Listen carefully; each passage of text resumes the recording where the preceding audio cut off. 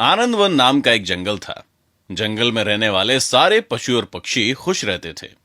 उसी जंगल में बंटी नाम का एक बंदर जंगल में एक तालाब के पास वाले पेड़ पर रहता था, और उसी तालाब में बुन्नू नाम का एक कछुआ रहता था। बंटी और बुन्नू में काफी गहरी दोस्ती थी।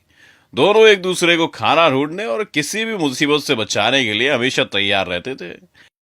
एक रोज बंटी और बुन्नू दोनों तालाब के किनारे गपशप किया करते थे। एक दिन दोनों रोज की तरह गपशप कर रहे थे, तभी उन दोनों को आवाज आती है, भागो भागो, अपनी जान बचाकर भागो। बंटी देखता है कि कुछ जंगल के प्राणी भाग रहे हैं। तभी बंटी एक हिरण को रोकता है, उससे पूछता है, अरे अरे भैया, क्या हुआ? तुम लोग ऐसे क्यों भाग रहे हो? अरे भागो, अपनी जान बचाओ, एक बड़ा ही खूंखार बाघ आ रहा है, सबको मार डालेगा, किसी को नहीं छोड़ेगा, तुम भी भागो। तो भैया बंटी और बुन्नू भी इस बात से डर जाते हैं। तभी बुन्नू बंटी से कहता है, अरे बंटी, तुम जरा पेड़ पर चढ़ के देखो कि सच में बाघ आ रहा है या ऐसी किसी ने अब्बा फैलाई है।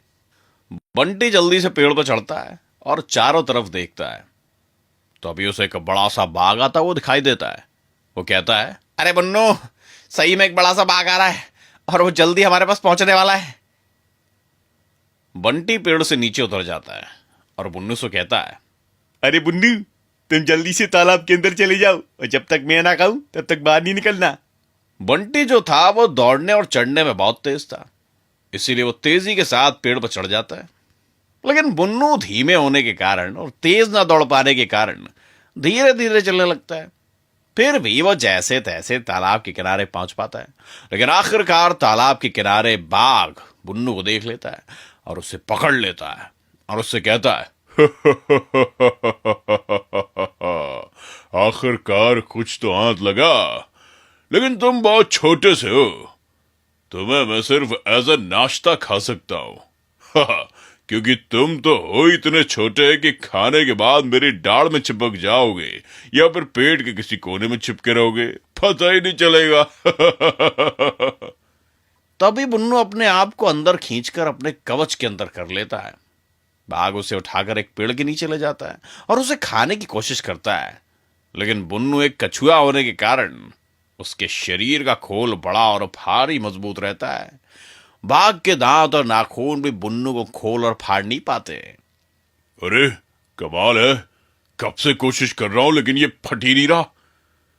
इस पंजे ने तो एक एक छापड़ में अच्छे अच्छों को फाड़ डाला, ये इतना सा कछुआ नहीं फट रहा। कमाल है, आखिर इसे कहां से खोलूं समझ नहीं आ रहा। अरे कछुए, तू ही बता दे तुझे कहां से खोलूं। ऊपर से बंटी बाघ को देख रहा था और वो अपने दोस्त के लिए बहुत परेशान था। वो डर रहा था कि कहीं बाघ बुन्नू को खा ही ना ले। तभी बंटी अपने दोस्त बुन्नू को बचाने की एक तरकीब लगाता है। वो पेड़ के ऊपर से बाघ को आवाज देता है, अरे बाघ महाराज, आप बुरा ना माने तो मैं इस कछुए को खोलने की एक तरकीब बता सकता हूं। हाँ हाँ बताओ, लेकिन पक्का खुलेगा ना उससे? जी बाघ महाराज, लेकिन वादा कीजिए आप मुझे कुछ नहीं करेंगे। ठीक है, आ जाओ नीचे, मैं तुम्हें कुछ नहीं करूंगा। बंटी पेड़ से उतरकर बाघ के पास नीचे आता है और बाघ को बताता है, बाघ महाराज, आप चाहे जितनी भी कोशिश कर लो, लेकिन ये कछुए का खोल टूटेगा नहीं, क्योंकि बहुत मजबूत और सख्त है। अरे तो क्या यही बताने के लिए तुम मेरे पास आए हो? ये तो मुझे पता है, ये बताओ उसे खोलूं कैसे? जी बाघ महाराज, अगर आपने इसे पानी में थोड़ी देर तक डुबो के रखा तो इसका खोल नरम हो जाएगा और उसके बाद आप अपने दांतों से और नाखूनों से फाड़ देना कवच। अरे वाह बंदर, क्या सलाह दी तुमने।